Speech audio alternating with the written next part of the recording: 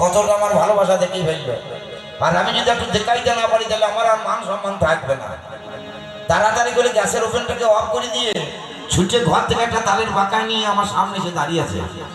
হ্যাঁ গো, তালের পাকা আনলে কেন? তাহলে কোথা থেকে গান করে বাড়ি আসলে একটু হাওয়া বাতাস করতে হবে না? এত কষ্ট করা কি দরকার? বাড়িতে কারণ ফ্যান লাগাইলে তো হয়ে যাবে। তাহলে সেটা ঘর থেকে আনতে হবে, বেলাকে বুঝতে হবে, সুইচ মারতে হবে, সময় বুঝে যাবে না। মনে করলাম মায়ের চাইতে কমানাই ও ভালো। তোমাকে বাতাস করে দাঁড়িয়ে বুঝেছে।